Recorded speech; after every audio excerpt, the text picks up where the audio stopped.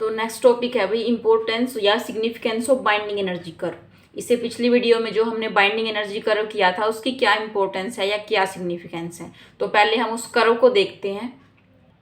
तो इस कर्व में देखो, जैसे हम हैवी न्यूक्लियाई रीजन से लाइटर न्यूक्लियाई रीजन की तरफ आते हैं, ठीक है, यानी हैवी न्यूक्लियाई रीजन से या फिर मिडल रीजन में आते हैं इस ग्राफ के, तो क्या देखते हैं कि एनर्जी जो है इस साइड क्या हो रहा है, एनर्जी का गेन हो रहा है, एनर्जी इंक्रीज हो रही है, ठीक है। तो यानी ओवरऑल बाइंडिंग एनर्जी जो है इस साइड गेन हो रही है, जैसे ही हम राइट से लेफ्ट की तरफ आ रहे हैं इस मिडल रीजन में, तो it means release of energy हो रही है, ठीक है।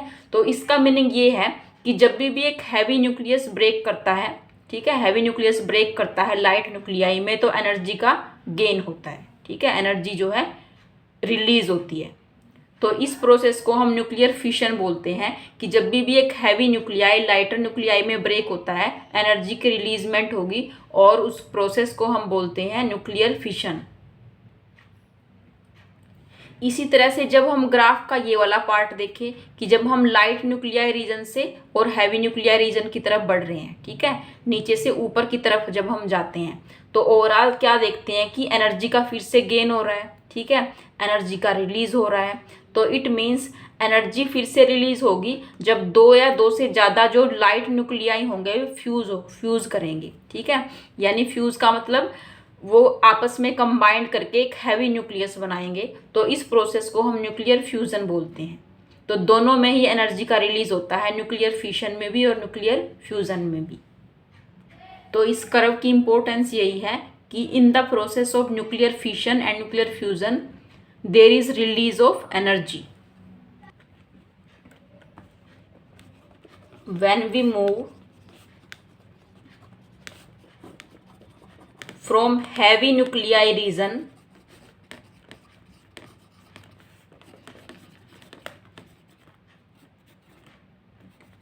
to middle region of curve, there is gain in binding energy, ठीक है, और release of energy।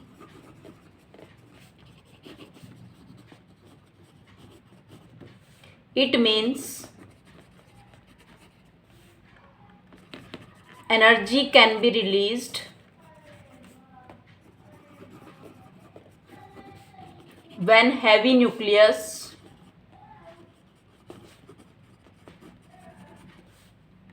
breaks into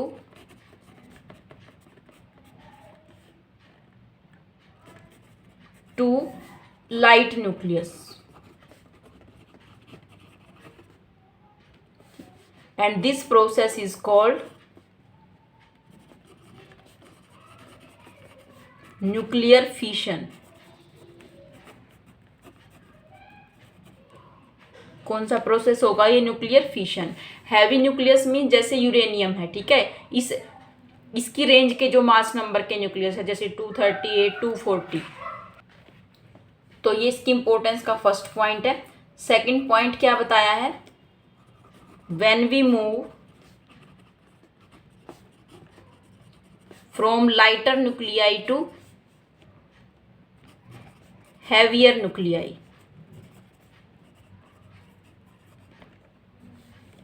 there is gain in energy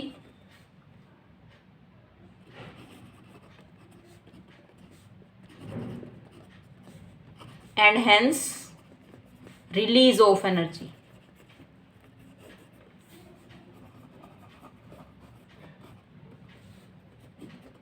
It means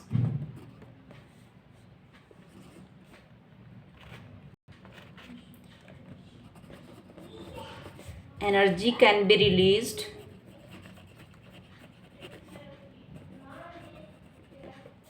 when two or more lighter nuclei fuse together to form heavy nucleus. तो इस process को हम क्या बोलते हैं, न्यूक्लियर फ्यूजन।